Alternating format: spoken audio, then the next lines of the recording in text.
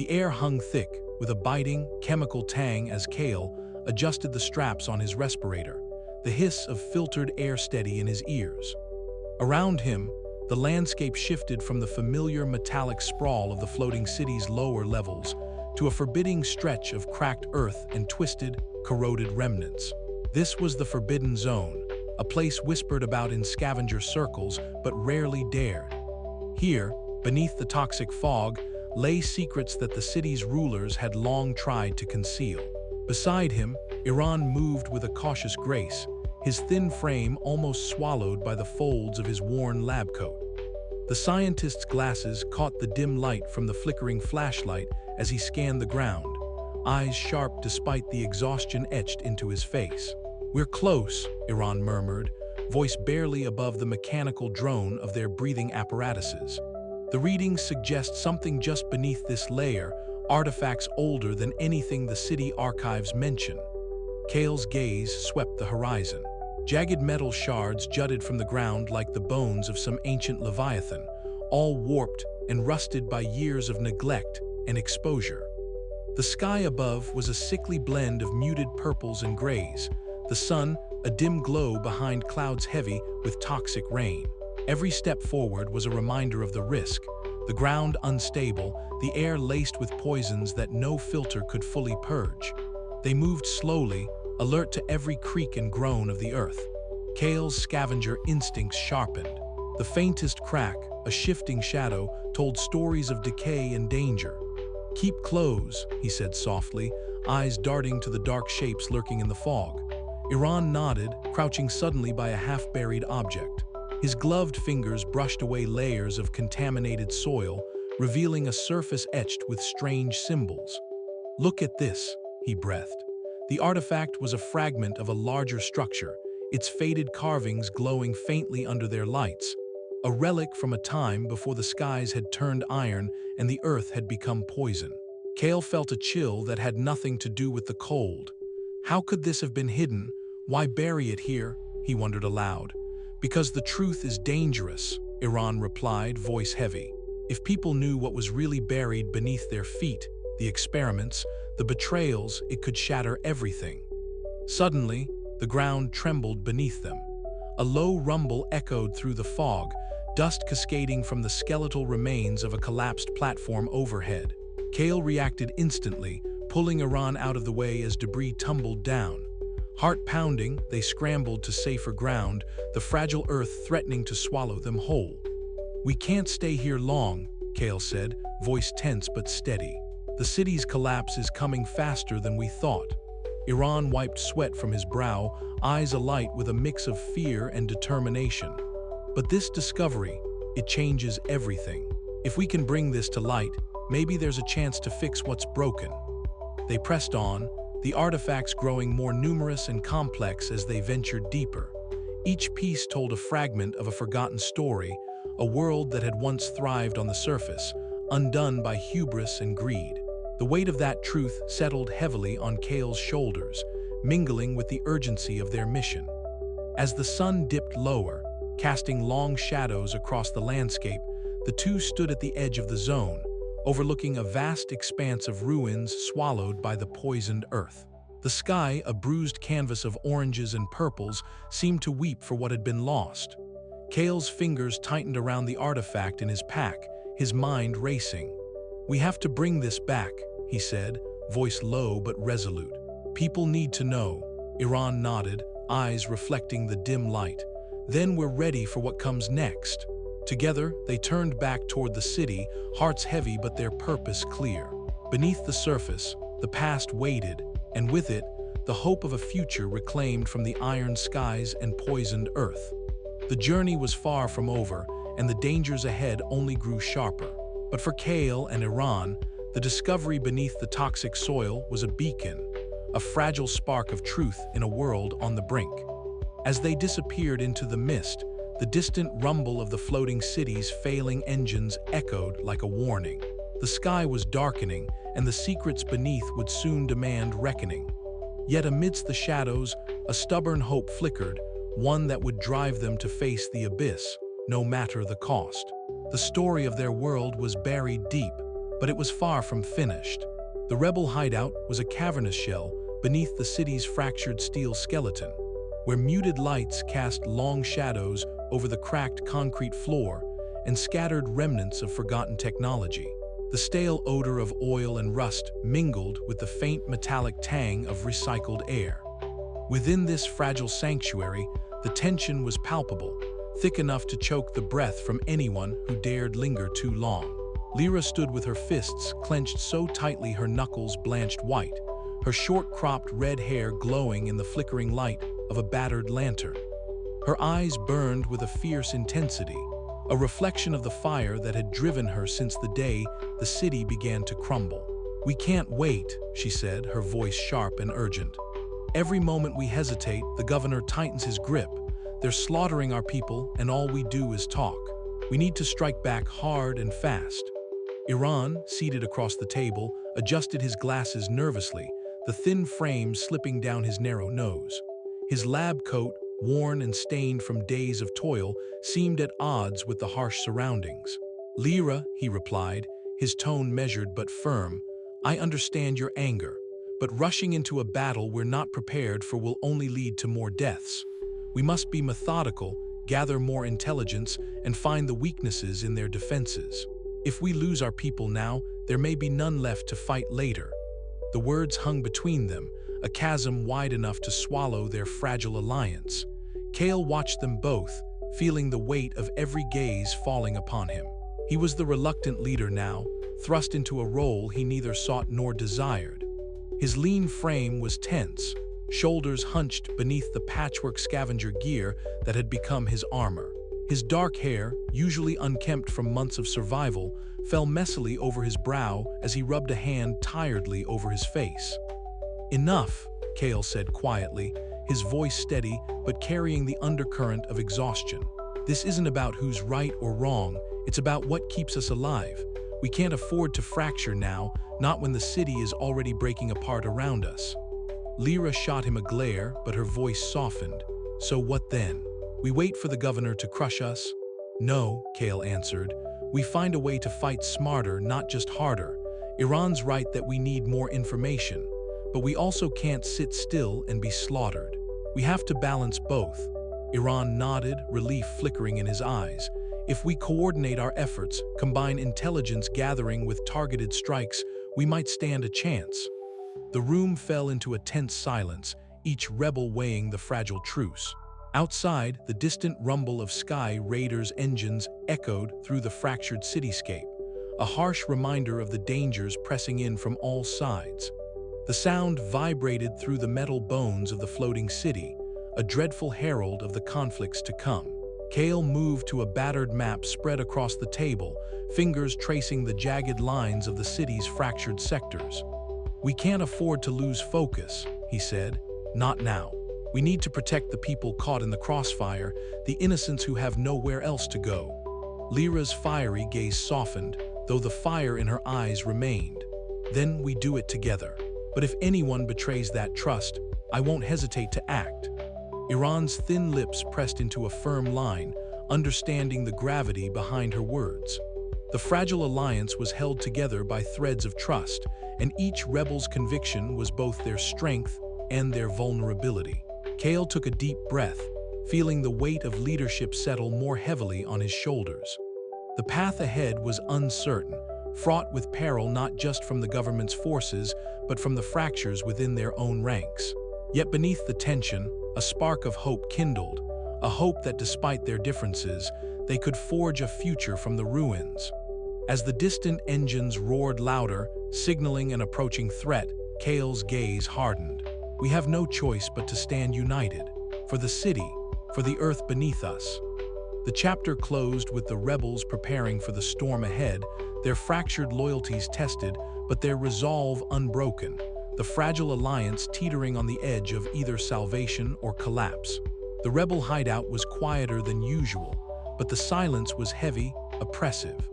Kael stood at the center of the room, the dim glow of a flickering overhead lamp casting harsh shadows on his weathered face. Around him, faces once filled with hope and defiance were now clouded with suspicion and disbelief. The air smelled faintly of burnt oil and damp metal, a reminder of their precarious existence on the edge of a collapsing world. Kael's voice was steady, but inside turmoil churned. "We have proof," he said, holding up a small data chip, its surface scuffed but containing the truth that could no longer be ignored. "One of us has been feeding information to Governor Ralvik's forces." A sharp intake of breath swept through the group. Lyra's eyes narrowed, fiery as ever, her hands clenched into fists. Iran adjusted his glasses nervously, his usual calm shaken. Even Myra, gentle and steadfast, looked away, the weight of betrayal sinking in. The spy, an unassuming figure who had worked quietly alongside them, now sat motionless, the color drained from their face. No words were exchanged. The evidence was undeniable. The fragile trust that had held the rebels together now lay in ruins. Kael's mind raced. How long had the betrayal lasted? How many plans had been compromised? The answers were as elusive as hope itself. Before they could fully process the revelation, alarms blared, shattering the brief moment of stunned silence. Red emergency lights bathed the hideout as an urgent warning echoed through the rusted corridors. "Sky Guards incoming," Myra shouted, already moving to tend to the wounded. Lyra grabbed her weapons, eyes blazing with fierce determination. "They know where we are. We have to move now." Outside, the skies were a tempest of dark clouds and roaring engines. The rebel skyships, once symbols of defiance, now became desperate vessels of survival. Kael climbed aboard the battered craft, heart pounding as the engines screamed to life. The battle erupted with brutal intensity. Explosions bloomed like deadly flowers against the stormy backdrop. Metal screamed as skyships collided and tore through the air. Jax's raiders, sensing opportunity in the chaos, swooped in, adding to the maelstrom. Lyra fought beside Kael, her short-cropped red hair a streak of fire amidst the smoke and sparks. Her voice cut through the cacophony, sharp commands and fierce encouragement. "Keep formation. Watch the left flank," but the damage was done. The element of surprise was lost, and with it, precious lives. One by one, their skyships faltered, caught in the crossfire of overwhelming forces. Amid the chaos, Kael's mind was a whirlwind of fear and resolve. Every loss was a dagger to his soul, every fallen comrade a reminder of the cost of trust broken. When the battle finally subsided, the rebels gathered beneath the flickering emergency lights of their shattered refuge. The silence was different now, heavier, laden with grief and suspicion. Eyes that once looked to Kael for guidance now questioned his judgment. Whispers of doubt swirled like toxic smoke, threatening to suffocate the fragile hopes that remained. Kael knew the path ahead would be harder than any battle fought in the skies. The real war was just beginning, the war to rebuild trust, to mend fractured hearts, and to find strength in the face of betrayal. Yet even in the depths of despair, a flicker of hope endured. The iron skies above were dark and foreboding, but beneath them, the embers of resistance still glowed, waiting for the breath of conviction to ignite anew. "We survive," Kael whispered to himself, "not because this world is kind, but because we are relentless." And with that, he prepared to lead once more, knowing the cost would be steep, but the cause worth every sacrifice. The night stretched on, heavy with loss and uncertainty, but beneath the shadows, a new chapter was beginning, one that would test the limits of loyalty, courage, and the fragile bonds that hold humanity together in the face of annihilation. Kael's gaze lifted to the iron skies, dark and endless. Somewhere beyond the swirling clouds, the future awaited, and he would face it, no matter what it demanded. The storm was far from over. Continued, the rebel council room was a mess of scattered maps and broken equipment, remnants of the chaos that had engulfed them just hours before. Kael sat heavily on a battered metal crate, the weight of leadership pressing down like the poisoned air they breathed. Around him, the faces of those who had survived bore the scars of battle and betrayal alike. Lyra paced, her fiery spirit undimmed even in defeat. "We can't keep running," she said, voice fierce.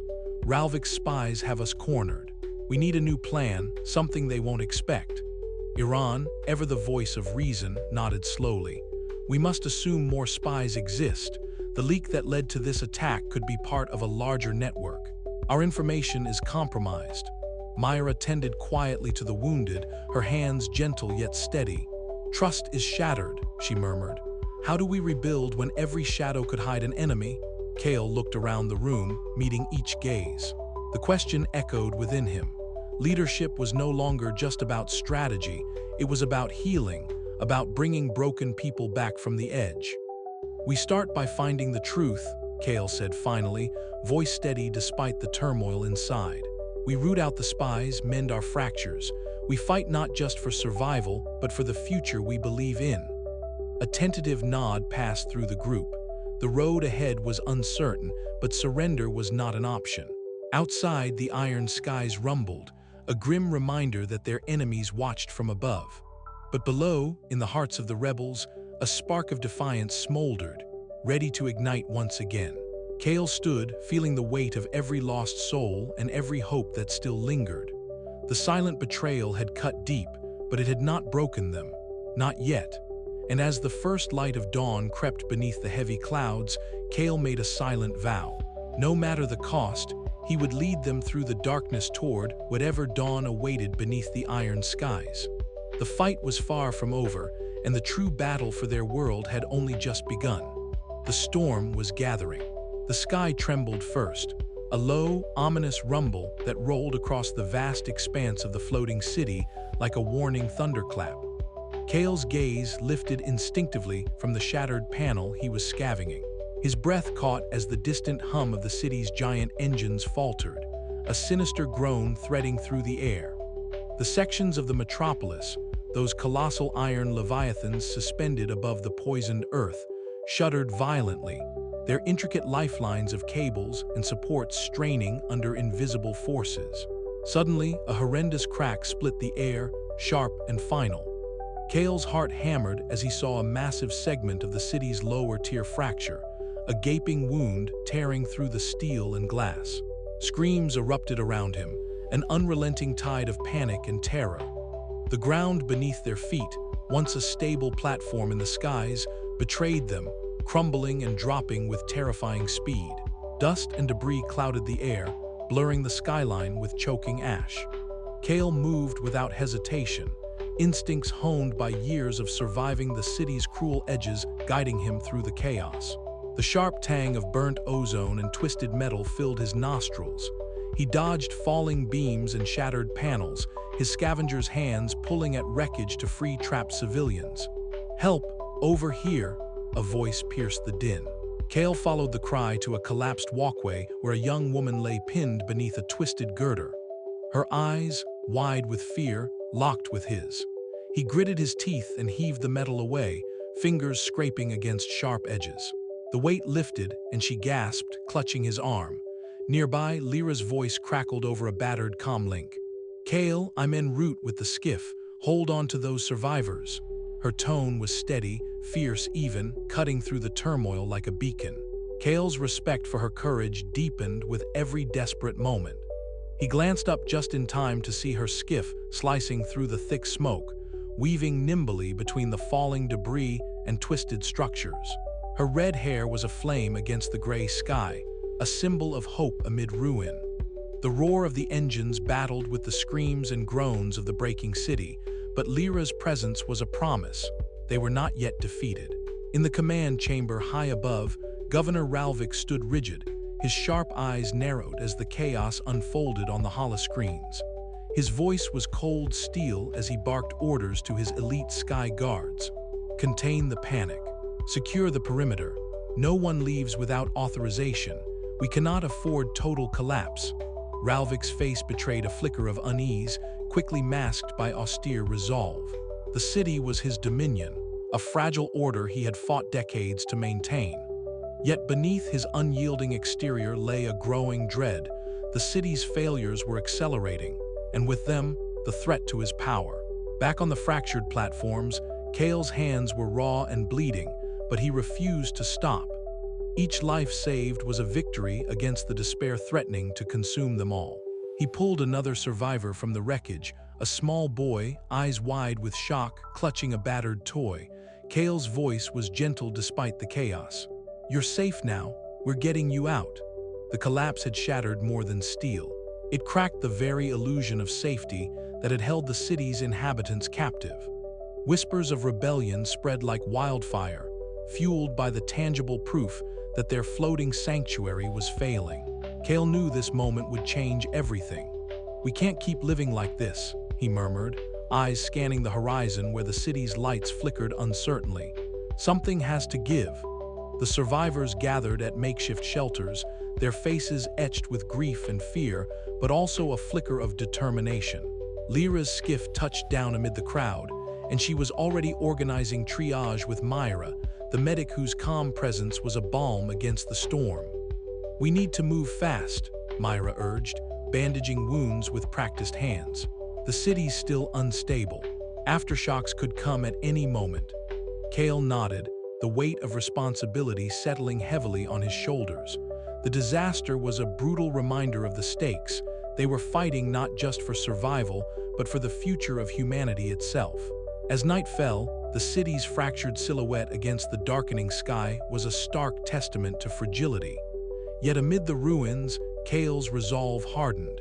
He would lead, not because he sought power, but because no one else could. The first tremors of rebellion had begun, and the iron skies would never be the same. But questions lingered like the smoke in the air. How long could the floating cities hold? And what truths lay buried beneath the poisoned earth, waiting to be uncovered?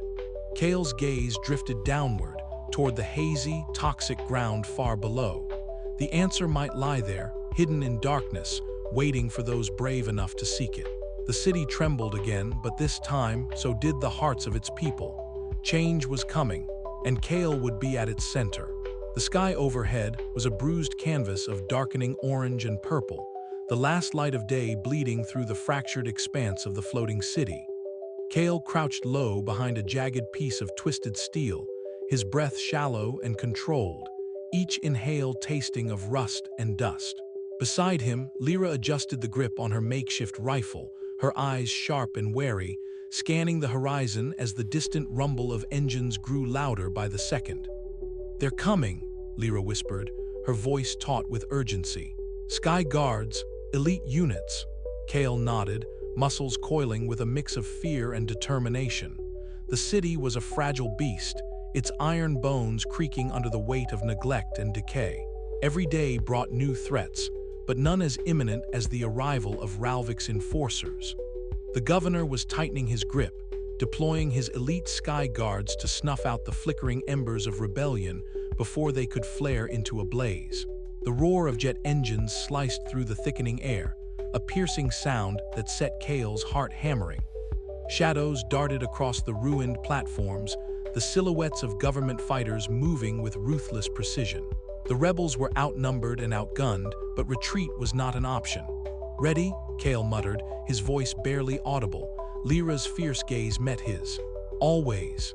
They emerged from their cover, weaving through the skeletal remains of machinery and shattered conduits.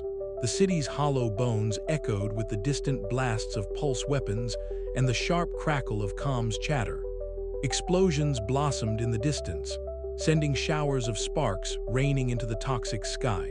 A sky guard jet screamed overhead, its sleek form a blur against the fiery backdrop.